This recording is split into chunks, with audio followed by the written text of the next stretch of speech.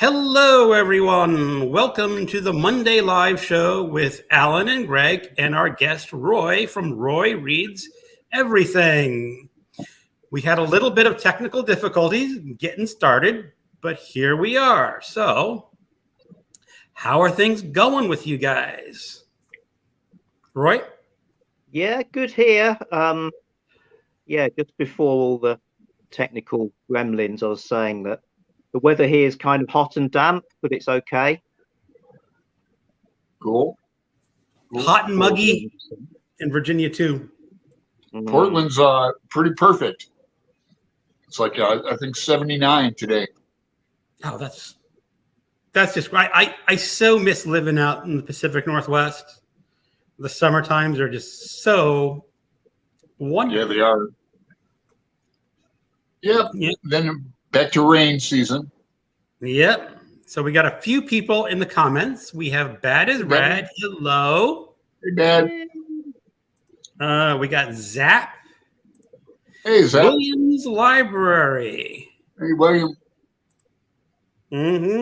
Okay. That's about it for now. We're slowly gaining people. So let's start off. What we usually do is talk about a book or two that we've recently read or currently reading that we want to highlight. So, Roy, since you are a guest, you get to talk about your books first. Okay, well, today I'm reading a Nancy Drew book, The Clue of the Whistling Bagpipes, which I felt I couldn't resist the weirdness of Nancy Drew playing bagpipes on the cover. It's a lovely painting, but I just couldn't imagine how this state of affairs can kind of come to pass. Because you don't just pick up bagpipes and start playing them. I imagine it would be really difficult to learn. I would imagine that takes a long time to learn. Yeah, well, maybe not if you're Nancy Drew. Yes, she's getting into it, and there's actually some quite interesting stuff about how bagpipes are made and things like that. And she goes to Scotland, so good times. Now, is Nancy Drew originally an American series, or was that a UK series? American, yeah. I mean, they come to Scotland on a trip. UK barely even know about her. Okay. Do they know the Hardy Boys better, or are those also? Not really. We sort of had our own. There's an English author called Enid Blyton who wrote about kid detectives, like detective gangs called things like the Famous Five and the Secret Seven. And I gather those are virtually unknown in the States. So those kind of filled that space, really. So they never intersect. I had to smuggle this into the country. Yeah, see, I have not picked up a Hardy Boys or Nancy Drew in probably the 70s was when I would have read them. And yeah, I read all the Hardy Boys, and when I went off to college, my mother sold them in a garage sale for like 15 cents a piece. I had like all of them. Hardbound, the blue books. Yeah, I used to love the Hardy Boys. I'm sure they're valuable now. Mm-hmm. Do they even publish them anymore? Or are they gone out of print? Do we know? I don't know. I'm pretty sure they're still around. Mm-hmm. I'd like to read one or two again for nostalgia. I remember they'd get all their gear together, like their cameras and all their equipment, and then they'd go out, on a stakeout or something. They had all the gear and cameras. It's pretty cool. Yeah. So, Roy, how is it reading something that old, being much, much older now than that audience? Does it still resonate, or is it just like nostalgia? It seems pretty antiquated. I think she goes right back to the 1930s. So it's incredibly tame and kind of nice. I thought this would be my sort of tapering off after Garb August. I've just had a run of reading dozens of trashy novels, so I thought something not really trashy. It's like it's a long series, but you know, I don't think anyone can call Nancy Drew trash. I thought that might help my Yeah, re-entry into that's civilization. like I said. It's like it's probably very tame. Now I know what you mean about tapering off because I've been reading. I had to read finally a serious book this month. Like I want to read a serious book all of a sudden. So I'm finishing up one series, and I will try to finish one trashy book on the last day of the month. Just knock one more out of the park. Yeah, I'm the same. I might read another James Herbert horror book. Oh. Which did you read? You read The Rats? I read The Rats, which I really liked. I thought The Rats was fantastic. And so yeah, I'm kind of stoked to read Lair. The second one. I have his two. I read The Rats. I'm sure I read that in the 80s. And then I reread it again.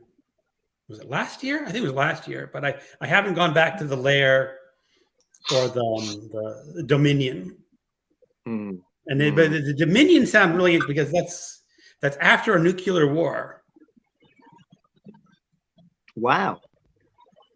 That I guess not only do you deal with nuclear fallout and ruins, but hungry rats.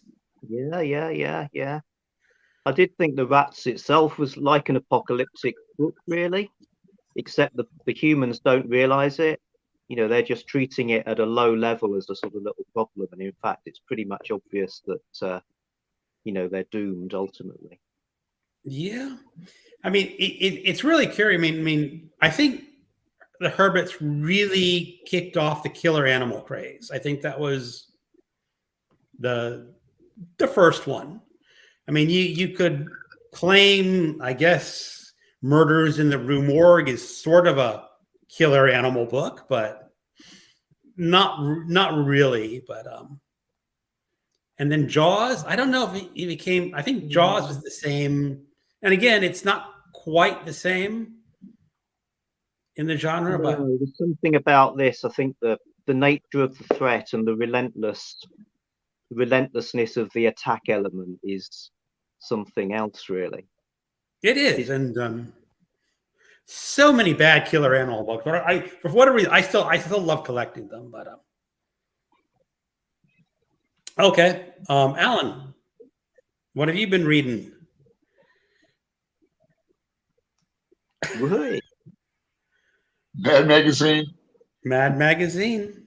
Yeah, and then I finished Dragon Tears for Garbodius. Then I've got this on the floor still. But I did receive this in the mail. I'm going to start. That's a good one. I've never read this before. Master and Margarita. Heard good things about it. Yeah, Nettie turned me on to it. I mean, I've heard of it before. I thought it was like a sailing ship, like it was a some kind of like pirate story or something. But it's not at all, is it? No. No, it sounds quite weird. Yeah. No, so the Master and the Margarita is fascinating because that was a Soviet era novel that couldn't be published. Right. Yeah, during the 30s. And it had to circulate underground. Oh. Like in manuscript form. It's like you read it and then you pass it on to someone else. And God. Yeah, I look forward to it. Small print. Very small print, though. So small. I'm really getting tired of small print as I grow older. It's just I know. Because now when I get my physical books, I almost always have to wear reading glasses unless it's a couple of books have larger print that I can read, but all the older paperbacks I'm grabbing reading glasses. I need new glasses currently. Yeah. Well, I just get the off the shelf reading glasses. Those work fine. Right. I've got a whole drawer full of them. Yep. So let's catch up on some comments. Winter, Enid Blyton was my way to go. Yeah, I've only heard of her from on your channel, Roy. There's Right. absolutely nothing in the United States about her. No, she is real. I didn't make her up. Happy Monday, folks, says Fred. Alfred Hitchcock and the Three Investigators was my kid detective series. Oh, yeah. Yeah, we got those too. I remember he did Alfred Hitchcock Presents anthologies of horror and thriller stories, and they were really they're good, but you can't find them anymore cheap. Mm. The Boxcar Children were popular when I was in school in the 90s. I kind of remember that name, but I don't think I've ever read anything by them. No, I haven't heard of that.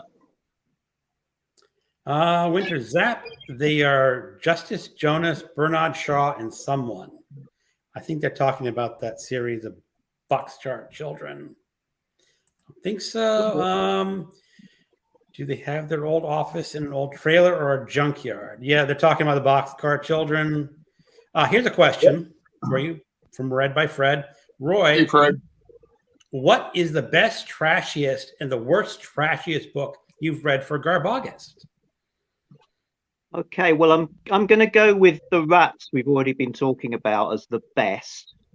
Oh. Not so much for the trashy element as for the social comment that is slipped in by, James Herbert is making a sort of social point. The rats come from the kind of neglected margins of London. So there's a kind of political angle to how these kind of neglected areas that have just gone over to sort of ruin. That's where the evil comes from.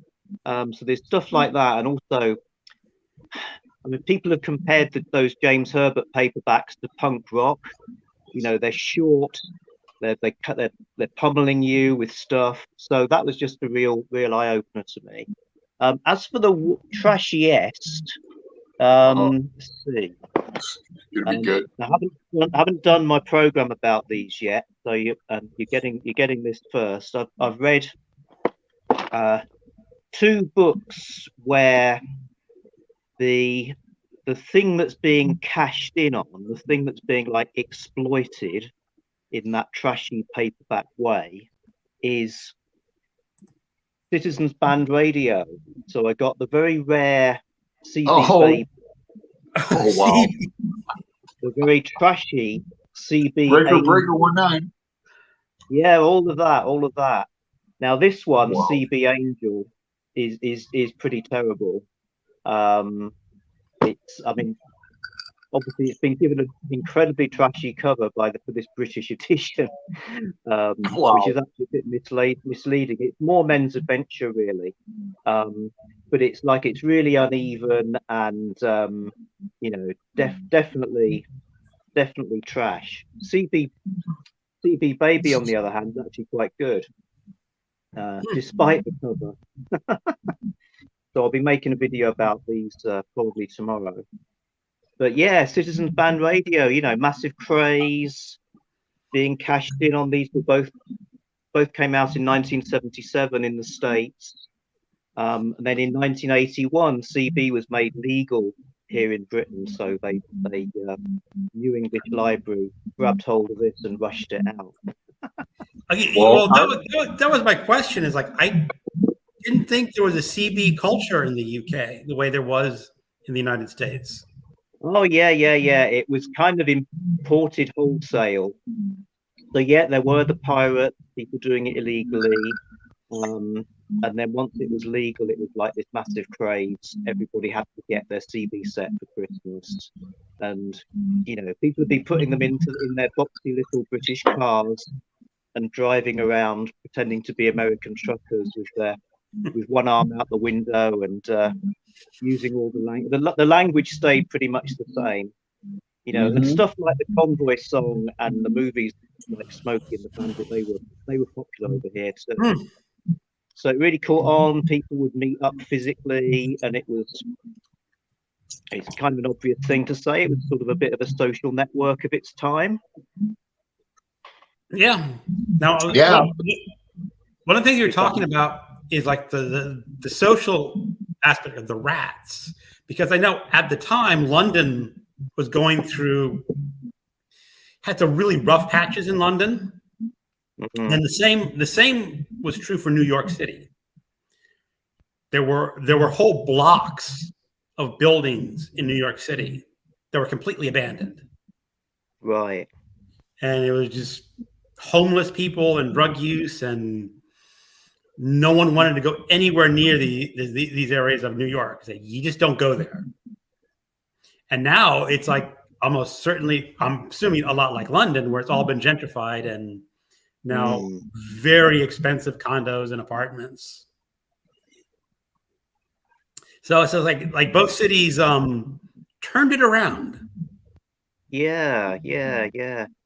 That would be a good basis for a horror book, though, where the gentrified area still has the sort of things lurking beneath it, kind of thing. That would be a good horror story. Like let's like underground cannibals or something that used to come out and eat the homeless, and now they're picking off whatever. Yeah. So Prime opportunity. What? I didn't hear you, Roy. I was thinking about stuff like that because Gareth, Book Songs and Other Magic, Gareth asked a question on his channel about music and like what was, I don't know if what was the first gig you saw or some meaningful concert. Oh yeah. I answered Stevie Ray Vaughan. I saw him twice. Right. Yeah. And I was thinking of I went to see a group called Throbbing Gristle in a warehouse in about 1979. But in those days, things happening in warehouses other than industry was like, it's in a warehouse, how bizarre, whereas now no warehouse is safe from being turned into apartments or coffee houses or art galleries. It's just totally gone the other way. Yeah, I remember warehouses. I worked in several of them. But I participated in the CB culture, if you want to chat about that a bit. Back in the 70s, I had a base station. I had a handle, and I remember all the numbers. Like a 100 was like a bathroom breaker 100, or I got to do all these numbered codes for things. And me and my friends in the neighborhood all had CBs. I mean, we could just call each other on the phone if we wanted to, but we were on the CBs, talking to my next door neighbor on the CB, or, it was fun, man. Voxer is like the new CB. It's like, yeah, I call it my ham radio. Yeah, it does work that way. Yeah, it does. Yeah, I'm going to take a quick. I want to get through some comments because I get behind on comments a lot, and they changed the names for the German translation. The audiobook has cult status here. Narrators make live performances on stage. They're still talking about Boxcar Children. The books that just got in the mail is Tasting History by Max Miller, who has a popular YouTube channel called Tasting History. He investigates food throughout history. Look good. Huh. You will hear me review a food book next month because I read one for the BookTube Prize, Eating to Extinction. I'm not going to say a whole lot because it's still up for votes, and but it did talk a lot about. I can tell you this is like, especially foods going extinct, like Native American foods. They used to eat certain things, and those foods, yeah, just it's slowly going extinct, and we're losing variety in our foods. Yes, they changed the name for German readers. Hey, Bad. She's asking how everyone's doing. She said, you got a cool ass shirt, Alan. Who said that? Bad. Oh, Bad. Thanks, Bad. Bookish. I had a Convoy Song album. Yeah, Brian, I don't know if I own the album, but I I think I was in 6th grade when that came out, and it was just like hugely popular with all the 6th graders. Zap said taped radio dramas of the novels been especially popular in Germany, and with most of them being certified platinum or gold. Aaron says underground cannibals is a great idea. It's not a great idea. There's a movie called Chud, Cannibalistic Humans Underground Dwellers, or something like that. I remember that movie. But still, it can be reused slightly.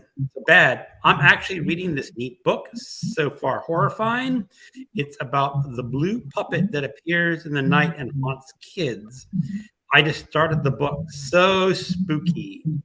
You know, I have not mentioned what I read last week. And Blue puppets. For Garb August, I picked a book called The Remaking. It may not really be a trashy horror novel. It may be more mainstream, but the idea is that a director wanted to start directing a movie to get into Hollywood. He decided to drive a cheap movie based on a legend in West Virginia. There's this town in the 30s that burned a woman and her daughter as witches.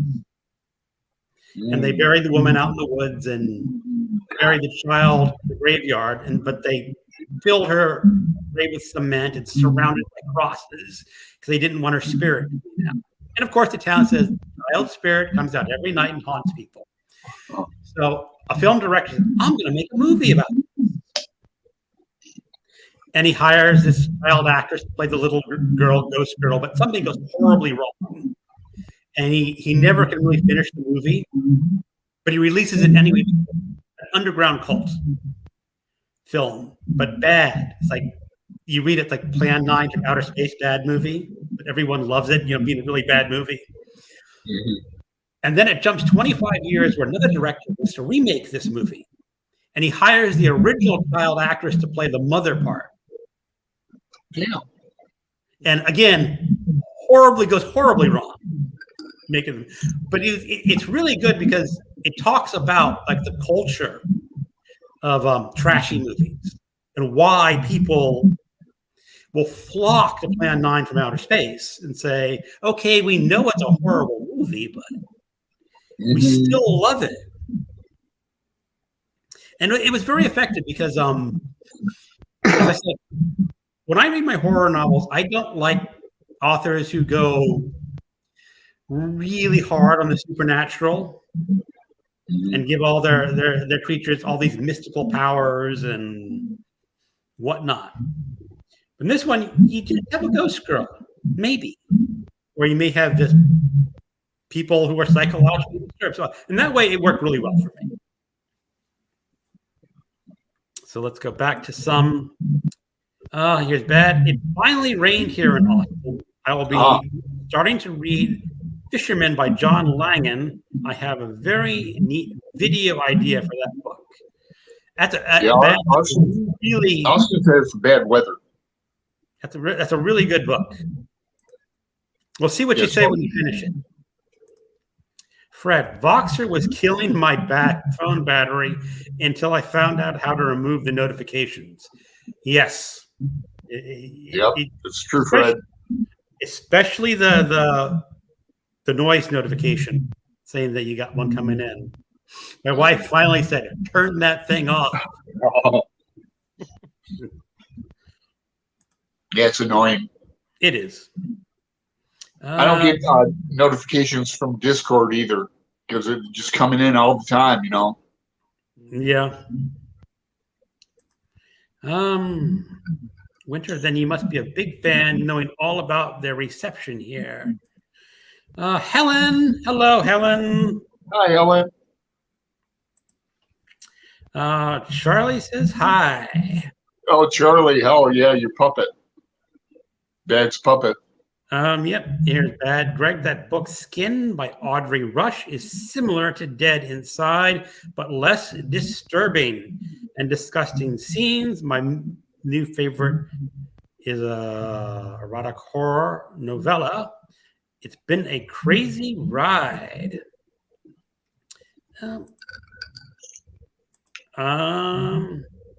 Okay, those are the end of the comments. So let's go back to Garbogast again. I know Alan, not Alan, Roy. You've read a lot of the Garbogast, and you said the worst. What did you say the worst Garbogast book you read again was? One of the CB ones. Oh, the CB. That's right. We're talking about CB. CB Angel. CB Angel. My favorite Garbogast book, I think, was The Gunsmith. I love those. It's like I said, it's an adult Western. It's a pornographic Western. And there are no characterizations, really. It's just gunfights and bedding ladies. And there are 400 books in the series, I think. Wow. Oh, geez. Yeah, it's one of the huge series. Didn't you read like the first one, Greg? I read the first one. I had it on Kindle. I bought a whole bunch in paperback where they were on sale for like $1 a piece. But they're the later books, in their 50s, 200s, and 300s.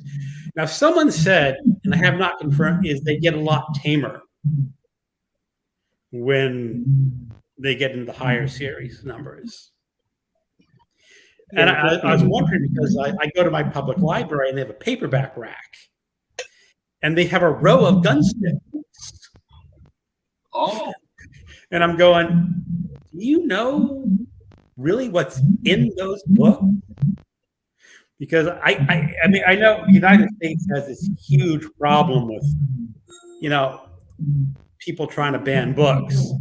And if they knew what was in that Gunsmith book in the first one, I could just see these Moms for Liberty's hair just stand up on end going, no, sure. I don't want my boy reading that. And I could see a teenage boy going, yeah, Mom, it's just a Western. It's just a Western. It's funny. But I thought it was absolutely hilarious. And the worst, I'm probably going to go Taken by the Tetris Blocks. Oh, dear. That was a book based on a video game where there are space aliens that look like blocks, but this woman decides to have sex with them. Huh. I like the game Tetris. I like the game. And what was that? A second story was called Pounded by Pluto, where there's a character who was a very rude caricature of Neil deGrasse Tyson, the famous scientist.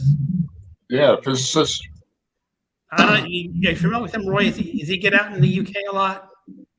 Not much, I don't think.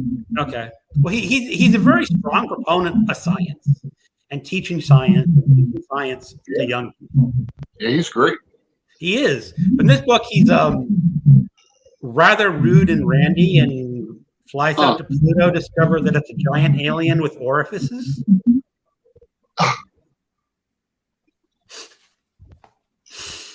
All right. That's enough for the worst.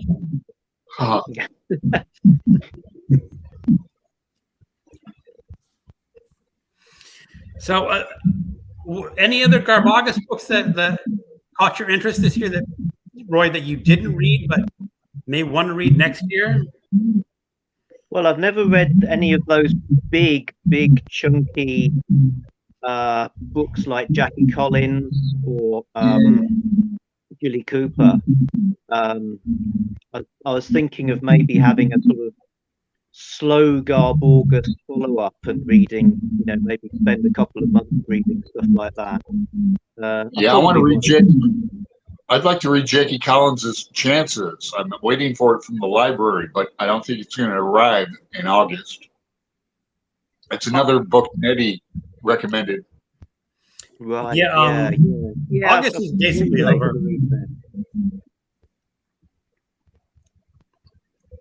Yeah, I don't know about that. I mean, I thought about picking up one of the Jackie Collins or the Jilly Cooper, but there's just so much more out there that I wanted to try. I read her book Rockstar back in the day and liked it. Jackie Collins.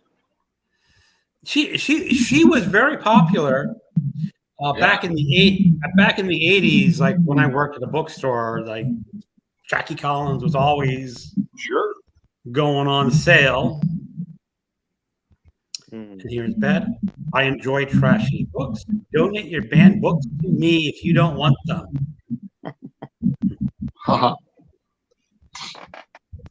Brian's got to go. All right, Brian. Thanks for stopping by, man. Okay, Alan, you wanted to ask Roy a question about Joyce, didn't you? Well, yeah, just in general. I could ask, like, off the top of my head, like, what's your favorite edition of Ulysses to read? If you have one. Well, no, I'm not familiar enough with it to have a favorite edition. I'm working through the. Well, hang on. Let me get this. Okay.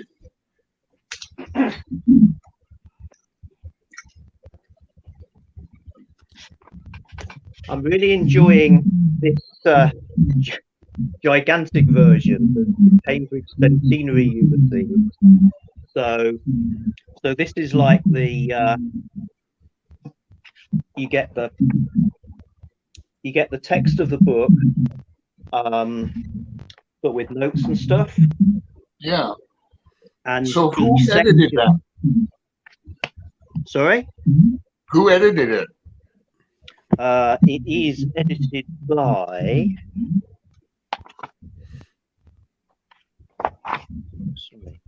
Catherine Flynn. Oh yeah, that's so the Canterbury, isn't it? Edition. Cambridge Centenary. Cambridge. Yeah, I want to get that. I'd like to get that edition myself. Una's reading that now. I met her on a Zoom. I was doing like Zoom meetings out of Dublin. They were doing like Ulysses 80, it was called. Yeah, I think it might have been last year even.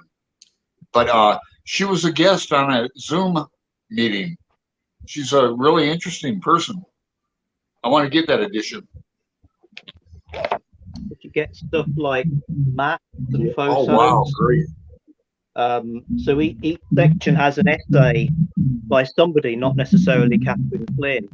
So that you can, right. I mean, what I'm basically doing is reading it first, just straight through, not bothering about whether I understand it or not. And then I read these kind of essays and notes and get some of the extra info. So, just read it straight through for the basics of the musical bit, and then get the more in-depth stuff from the world's biggest book. Yeah, it's a great addition. The maps in that they resemble Don Gifford's annotations in Ulysses. He has those kind of maps of where Bloom travels and walks around, But yeah, that's a great addition, Roy. Yeah, I mean, you could kind of you could reenact the whole thing, I think, based on that. That most people do. Yeah, I like the Gabler edition though myself. But I've got a couple editions. Now you see, I've only listened to the audiobook of Ulysses, and that was a number of years ago. But Alan, I think we're still on for June, trying to do Ulysses again. Yeah, sure. Definitely. And again, it's like, I don't know if I want the real hard research. I mean, what I'll probably do this time is read the text along with an audiobook. Yeah. I find, especially complicated books like that it slows my reading down to the point where I have to focus much more and get a lot more information out of complicated. Yeah, it will help a lot to have the audio in several chapters. Mm-hmm. For nonfiction, try The Fourth Turning is Here by Neil Howe. The first book was published in 1998. I am not familiar with that one. Okay, Read by Fred has a question. Roy, are there any reading events that you'll be taking part in this fall? Good question. Yes, but I'm not hosting it, and it hasn't been announced yet, so I don't feel it's in my gift to reveal it to the world. The world is not ready for something that's going to be happening in October. So keep an eye on MJ's channel. And MJ's channel. She's invited me to host an event. I wonder if we're hosting the same event. Well, that should be interesting. I have my books picked out for that one. So you guys can't announce it here? It's not our event. We're the co-host. Yeah. We can't take the MJ's thunder away. Yeah, I understand. But now you piqued my interest. I'm not sure. I'm not sure it'll be up your alley, Ellen. Oh, okay. It may not be up your alley. October, we do October, where we read Edgar Allan Poe too. Oh yeah, we gotta do that. And me and God, I'm gonna forget her name now. She's in the Vonnegut group. Priestley is her last name. Erica, yeah, Erica. It was her idea last year. So she'd never done like a booktube event. I go, yeah, I'll do it with you. So she was like all nervous to do it. So October. Well, that's he's short stories, unless you read the narrative of Arthur Gordon Pym. But other than that, short stories. Oh, I like his poems. I like his poetry a lot. Yeah. No. So, any other events you'll be doing, Roy? Is that that you know of? No, not really thought that far ahead, to be honest. I was kind of thinking of maybe calming down on the event, because that ends up being that's all I do. I feel you. I mean, I have 2 buddy reads, or maybe 3. I'm doing American Psycho with MJ in September, and we're also doing Dune in September. I've never read Dune, but I probably won't join in. It's too long. It's 500, 600 pages. Oh, is that all? Now, yeah. No, I think they're preparing to watch the movie version, and I'm just going to reread the book. I mean, I read it. I read the book originally. I read it in high school. Then it was an audiobook, and I think I read it one at a time. So it's about time I revisit it and see if I catch more as an adult what's going on. But I feel like I don't have any real events in September. They had like Shorty September, and I said, I'm just gonna sleep on the events and read what I want to read for a change, and see what I wind up picking up. Yeah. Definitely. And I don't know if any other big events coming. Hold on a second. Nonfiction November. Nonfiction November. Yeah. There's going to be a Lovecraft Christmas again, isn't there? Oh yeah. Cthulhu Christmas. Yeah. Boy. H.P. Lovecraft. You've been reading Lovecraft like all your life, Greg, haven't you? Yeah, Lovecraft was the first adult author I picked up in 6th grade. Wow. Yeah, he's really amazing. He was too advanced for a 6th grader, but I plowed through it. True. I think I told this. I was picking up this book, and the teacher was sort of happy I was reading, but not happy I was reading Lovecraft. I bet. I can imagine. And then she picked out. I don't know why she picked out a book from the library for me. I don't remember what it was. Now, so that was the 70s. The book was old. Probably 40s or 50s, but this story of a little boy on a wagon's journey. And of course, they meet the dastardly American Indians, which nowadays you could not have the American Indians be the bad guys. And of course, the little boy winds up saving the wagon train. Oh, And I'm going, I don't want to read about little boys. I want to read about cosmic monsters. You know. But no, that's when I started on Lovecraft. So, here's one. The book is by two historians who used a computer to graph history and found a repeating pattern that follows over 4 generations. Okay, she mentioned the fourth turning is here, so it's probably a follow-up. Hello, Gareth. Good to see you, Roy. You've been the Monday Live. He's talking about you, Gareth. Roy mentioned you. Yeah, he did. Jim saying, "Hey guys." Hey, Jim. Hey, Jim. Read by Fred. I remember October. It was fun dressing up in Victorian-esque and reading poems from Poe. Yeah, Fred. I haven't read all his stories yet. I have a big, collected Poe over there. Like all his stories and poetry. Yep. Here's Fred saying, "Hey, Greg, remember the watch party for the 1930s Frankenstein movie last year? That was super fun. Was that only a year ago? I guess. That was my first live show. Oh. You weren't part of it, Alan. No, I wasn't. It was my first time working with StreamYard and the live going. Cool. Here's Jim. Freya September, reading Australian books. Interesting. I have to admit, I have not read a lot of Australian books. It's the one I read this month was a short horror novel. It was set in Australia. That's only because the author was. You got no real feel for Australia other than a couple of mentions.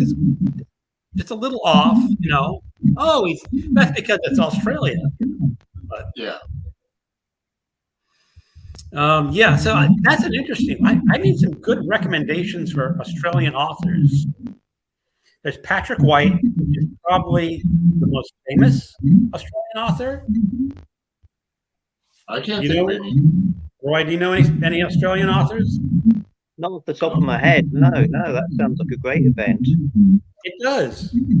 I would need some serious recommendations for Australian authors, especially if I wanted to read a serious Australian author. So that's something I should look out for. Shakespeare, Romeo and Juliet, Richard III, and Anthony and Cleopatra. Oh, I love Richard III. Yeah, you know, the first year I was on BookTube, I bought a series of 3 videos. It was 4 videos. It was Richard II, Henry IV, Part 1, Part 2, and then Henry V. The same company was doing it. And I watched the first 2, and there was really good production value in these. A couple of weird things they did, especially in the beginning of Henry IV Part 2, is they broke up 2 of the original scenes and intermixed them scene by scene. I don't know why the director did that. But they had a great battle scene at the end of Henry IV Part 1. And you get the idea is like, that's probably what an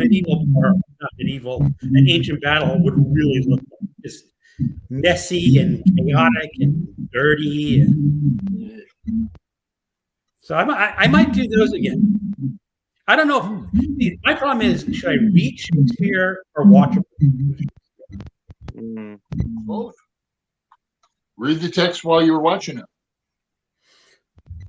Well, what I did is I put on the subtitles when I was watching those, so I could just see the text. Okay, yeah. Fred, I plan on Macbeth for Shakespeare this year. My first time taking part in the event. All right, Yeah. great. I love Macbeth too. I think Macbeth is my favorite Shakespeare play. I know a lot of people go for Hamlet. Mm. I like But the I- Tempest. What? I like the Tempest. Well, I like the character. I think some of the characters in Macbeth are really fascinating, Oh yeah. especially Lady Macbeth.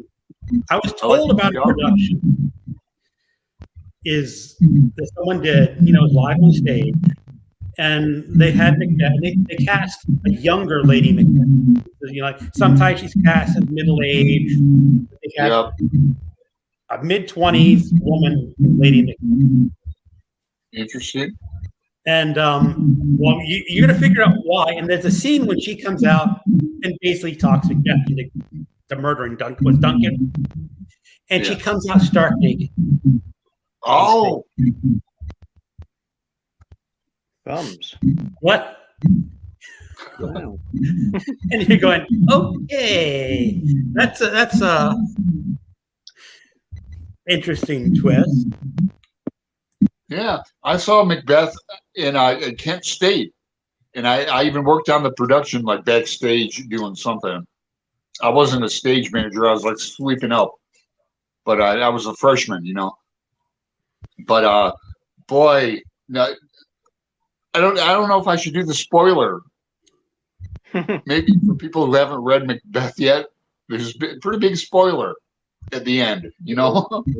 But they came out carrying the head, and it just really spooky. And the witches, their prophecy, and yeah, I like Macbeth a lot. Mm-hmm. Macduff. Macduff. Yeah, I'd like to play Macduff. So Peter Carey is Australian. I have one of his books on my shelf. A possibility. Oh, Thomas Keneally. I know the author. I can't remember a title offhand. yeah, I seem to remember that name too. Gareth, I'm doing Shorty September, but wasn't going to do my event. I was going to join in on Dune 2, but I'll see how it goes. I have to be in the right mood for Dune. Oh, I've Read by never read Fred. Dune. Roy, have you read Shakespeare? If so, what is your favorite play? Yeah, I read a bunch. I mean, I think we've been watching 12th Night every year. Oh, yeah, that's hilarious. Go ahead. But like always a different version. So we've seen like 10 different 12th Nights. So I'm getting to know that one really well. And I do really like it. I saw 12th Night in Chicago. It was a Yeah? great production. Like, who's the main character? Begins with an M. What's his name? Malvolio. Yeah, Malvolio. A gay black man played him, and he was hilarious. It was really a good production. I got I saw everything, but it's funny but quite challenging as well. Mm. I saw a production of 12th Night live on stage. It was one of those special events where you do it outside theater and you sit on the lawn and watch it. I Cool. forgot the woman who was in what's that movie? The original Top Gun, the lady. Yeah. What was her name? IDK. Someone in the comments I remember, but she played the female lead in 12th Night because it was based on the Landsberg Theater, and they got really good actors to play their leads. Yeah, Very sounds like very well known. that'd be a great There's a really good production. version on YouTube. What? There's a really good version. There's a really good version on YouTube from 1998. that has Paul Rudd in it, the Ant-Man guy, and it also has Helen Hunt. But it's the production values are quite low. I mean, just the quality of the video is a little bit poor, but it's an absolutely fantastic version. I may have to check it out. See a couple of versions. So Scott from Gunpowder Fiction and Plot was organizing Stray September. The Devil in Red Dirt by Michael P. Smith was a crackling Australian noir set in the 60s. Jim, you got me to buy that book on Kindle. It was 99 cents one day, and I said, sure, I'll buy it for 99 cents. And maybe I'll pick it up for September. Gareth, I studied Macbeth in school, but I saw Hamlet live at the National Theater, Mark Rylance, and it was amazing. Yeah. I saw it on tape, a production of Hamlet with Derek Jacobi as Hamlet. Oh, yeah. BBC production. I think that was probably the first time I read Hamlet back in the day, like in the 80s. Yeah, I did. I saw Hamlet in the Landsberg Theater. It was who was it? Tom Holtz played Hamlet. Oh. I said they got some really serious actors to do their Shakespeare. They did one production. I didn't see it. I don't know how it went, but they did Othello. And they, who's the guy who played Picard on Star Trek? Patrick Stewart. Yeah. They had Patrick Stewart play Othello, but all the rest of the cast was black. And I don't know how that worked out. I mean, it's just a very odd concept. Because usually Othello is the Moor, and Othello is yeah. And they just reversed the roles for everyone. So. Interesting. But I think Patrick Stewart could do Shakespeare any role pretty well. Sure. Yeah. Yeah. I like Iago. Is my favorite character in Othello. Iago. Oh man, what an evil character. Mm-hmm. So she likes All's Well That Ends Well and Hamlet. Yeah. The Scottish play. Macbeth, yep. Mm-hmm. I know, it's funny when you talk about it. What was it? What was that TV show that had, I think it was a Blackadder, that had an episode of the theater where the actors refused to always say the Scottish play. And Right. if they made you see it, they had this ritual. It was typical, Well, Blackadder humor. That was. you're not supposed to say Macbeth in the theater. Like if you're an actor, you don't say the word Macbeth. You got a Scottish play, and if you do, you got to turn around 3 times clockwise and spit or something. That's exactly what the Blackadder show had. All these actors doing that, and it was just like, the Rowan Atkinson got them to say Macbeth, and then they go, "Oh, we got to do all this ritual." Yep. Lady Macbeth's hand cleaning scene was done in a very dramatic way in Kurosawa's Throne of Blood. I read somewhere that Shakespeare coined 90-something new words for English language. I would bet more than 90. Yeah, Shakespeare's the shite. Revenge. Ooh. Now here's the question. If you seek revenge, dig 2 graves.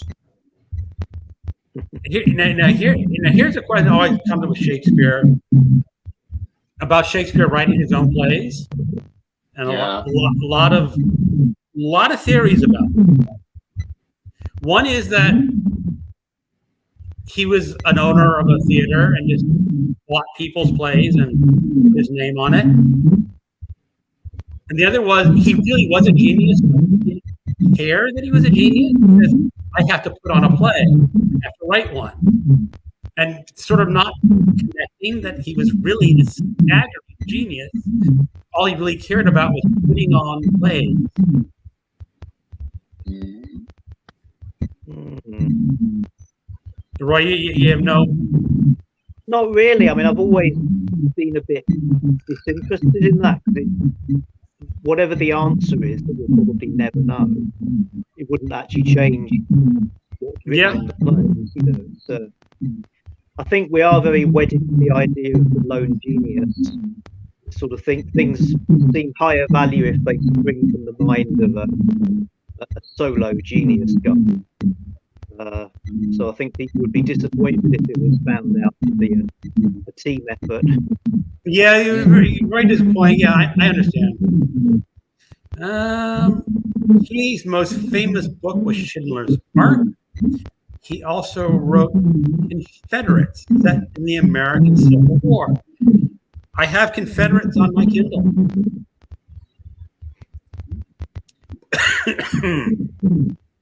Book time with Ryan. Hello, just finished a cricket book, and my video is uploading. I guess he's talking about how to play the game cricket. Oh, cricket. I saw Groundhog Day at the Vic, all the way to London to see a play about a small town in Pennsylvania. This is the old Vic. Oh, we did the opposite and went to Punxsutawney and saw the actual groundhog that lives out the back of the library. The only Shakespeare plays I have seen on stage were Cymbeline and Romeo and Juliet. The former was a student production. The latter was a Royal Shakespeare Theatre in Stratford. wow. You see, I would love to visit London and see a production like that. Jim, Iago is my favorite villain too. Iago, yeah. Alexis, not everyone knows his wife really wrote them. Probably. Yeah. You know, it could be. Wrote him. I think Shakespeare wrote him. You know, I've forgotten more than I remember about all that, but yeah, I don't know. It's interesting to think about. I know. I'm sort of favoring that he just wrote them for a commercial venture, not realizing really what he was doing was really above the normal. He wrote that's sort of my theory, because he never wrote to other writers, which is what the one of the main reasons people say is like normally that time if you were an author you corresponded with other authors at the time. And there's lots of letters going back and forth. Nothing from Shakespeare. They have no correspondence. And you figure none from him or really him. That's why people said really he. Yeah, for sure. I like to watch documentaries about it. Okay. It is thanks to the first folio, 1623, that we have Shakespeare's plays. Today, most of the plays period were lost to history. Wow, yeah. That's a trip to think about too. The lost plays of Shakespeare, man. There is one. Well, Love's Labour's one, I think, is the one that mentioned, but we don't have a copy of. Oh, really? Now, you know, it could just be, you know, someone pulling your leg hundreds of years later saying, oh, there's this play, Love Labor 1. And they're just making up references to it. Who knows? Jim, I read Bill Bryson's book on Shakespeare in April for something. Well, Bill Bryson's a very, very solid author, but I have not read his book on Shakespeare. I would read that. I'd like to read that. I would like to read that.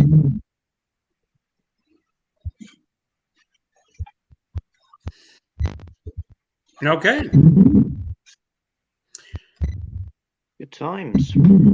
Yeah.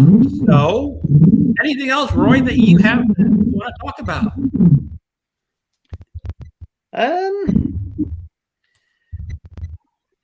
Well, not really. Like I say, it's coming to the end of Garb August, and I think like you, I feel I want to read something really serious and try and remember. If my brain still works, if I kind of dissolve the higher functions. I'm currently reading a book translated from the Italian. He's supposedly like an Italian Kafka. Oh, okay. You know, I can read. There is very Kafka-esque elements to it, and it's short. It's like 200 pages, but I'm finding myself reading it very slow because there's a lot more detail and meaning to his prose than the Gunsmith. Yeah. You just read as fast as you can, and you don't lose anything. And then you figure this book, oh, I missed a sentence, and characters staying in the army and not, it's like whatever. So it's but it's good. It's good to get my brain working again. I'm quite excited about this Dune reading because I've never read Dune. It's one of those like, have you not read it? I'm sorry, I missed it. I missed one. You said what? June something? Reading Dune. Dune. Okay. Are you going to try to jump onto that because I've never read it? Are you going to try to read Dune for September? Yeah, I could do. I've got no real plans, so it's again, it's a very book with a lot of depth to it. And it's amazing the ideas that Herbert came up with back in the 60s that are still so amazing today. And then there's all of the questions of the sequels, because I think this group is going to read Dune Messiah, and Children of Dune. The series. I mean, I'm just committing the first book. And I know there's a lot of controversy about his sequels because the main character in Dune is still the main character in the second one, but he changes. And, people I want this character to remain the way he was in the first book. And I don't like him to change. And my theory is when you read books, well, you do know the events in the main book would change people. I won't give you plot details, but if you have life-altering events in a book, your life is altered. Yeah. And I guess some people say, well, could he do the same thing as the first book again? But that's sort of like, it's like, I like that change. Because I like seeing the progression. Okay.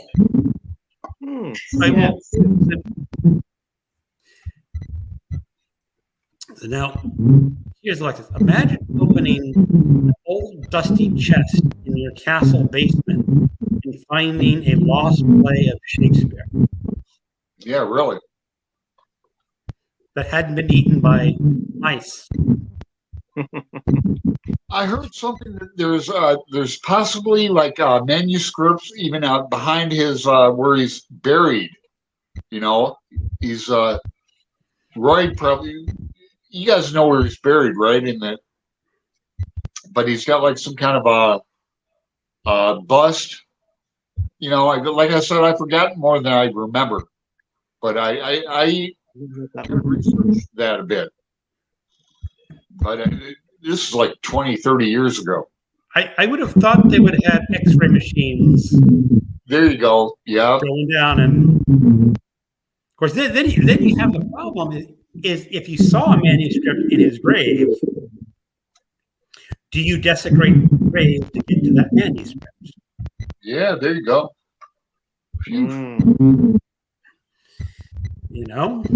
Probably great documentaries on this subject. Probably so. No, that's that brings up a whole idea is like, think of all these lost books that are in someone's collection somewhere.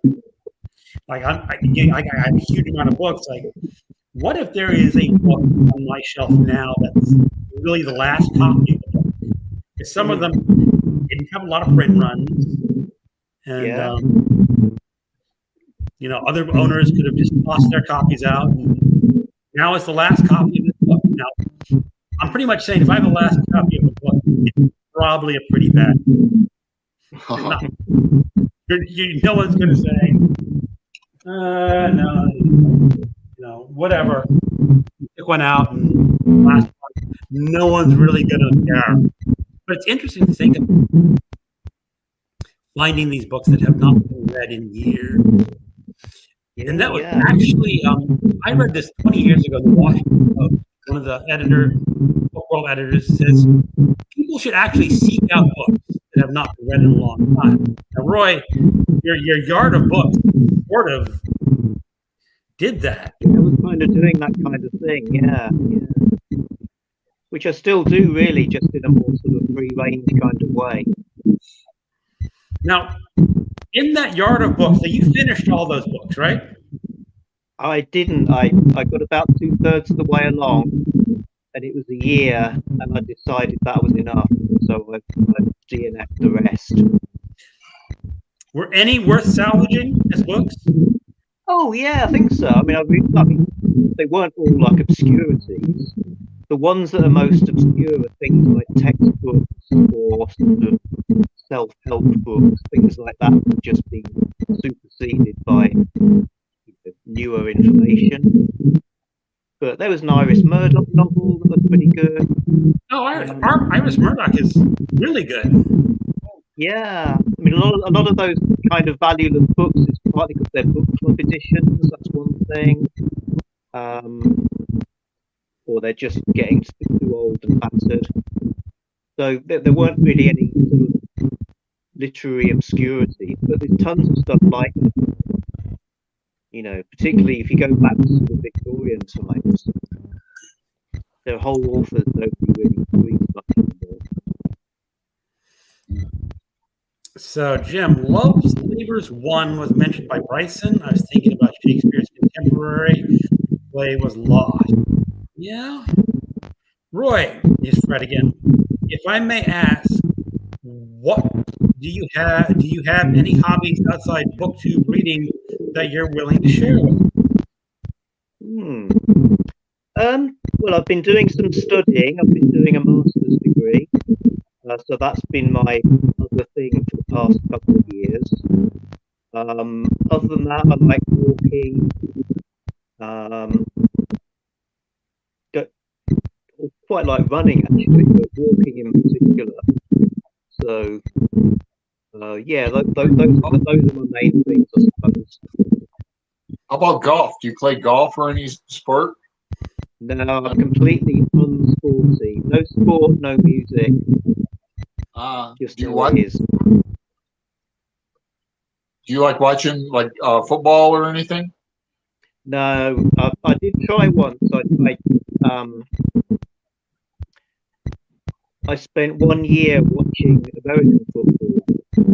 I told myself that I would, as a sort of mental experiment, I would kind of hypnotize myself to like a sport, and I picked NFL. And I watched it for a year, and I did enjoy it, but then after that I just let it drop.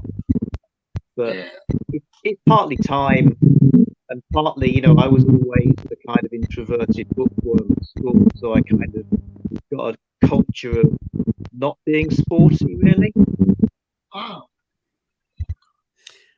I'm the same way, Roy. It's like I go walking every day. It's my first task of the day is walk half hour to an hour. Nice. And I thought your first day was feeding the cats.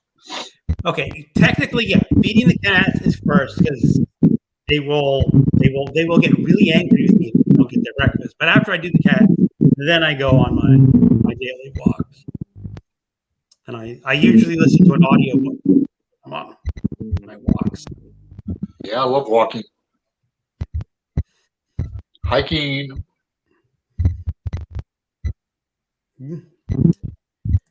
So here's Jim. Boop the like button, folks. Yep, that would help. All right, here is it Italo Calvino? He is considered the Italian Kafka. It is not. So hold on 1 second.